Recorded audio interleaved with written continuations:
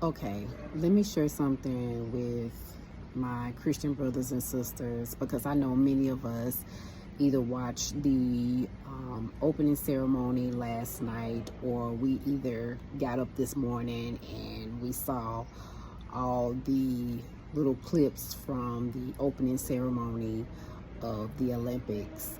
And some parts of that ceremony, if you are a true follower of Christ, it should have been disturbing to you.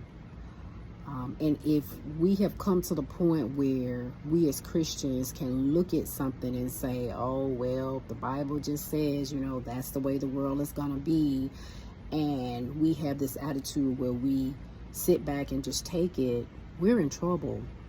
There should have been some type of disturbance inside of you. There should have been some type of righteous indignation in you. Meaning, we don't like things that God doesn't like. It's not about our personal opinion. It's about our Father. So it's okay to have a righteous anger, because we don't like what we see, because we know that God is not pleased with those things.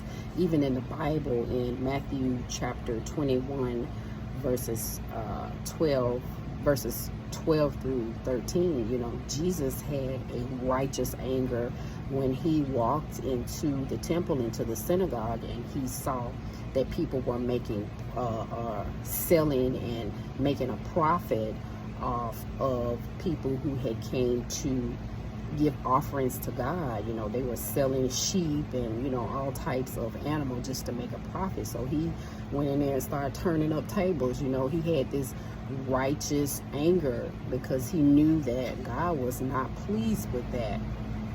But something that really, really encouraged me, and I want to share this with you too, is that we know that everything in life is Father filtered, meaning it has to go through him for approval. So when God watched the opening ceremony, that wasn't the first time that he knew that was going to happen. It didn't take him by surprise. He watched during the whole planning stage.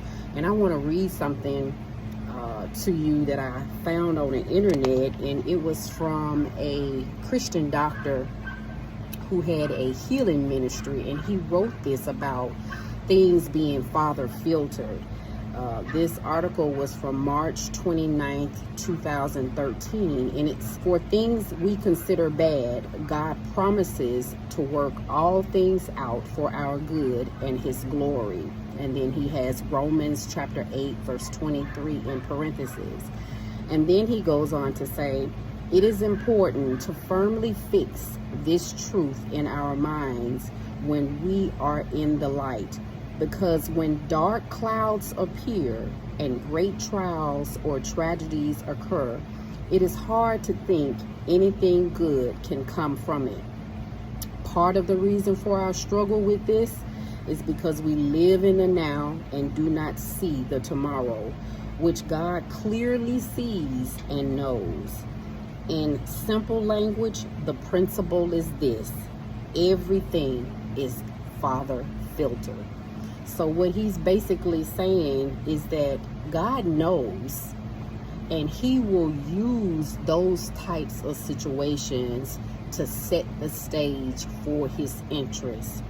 We have to remember Isaiah 54:17 that says, no weapon that is formed against thee shall prosper, and every tongue that shall rise against thee in judgment thou shalt condemn. So we have to know that weapons will form, and God will allow weapons to form so that they can set the stage for his glory and for his vindication. You keep watching. God is no fool. He's very strategic. He's coming back, and he is going to show that he is the Almighty God. Y'all stay encouraged.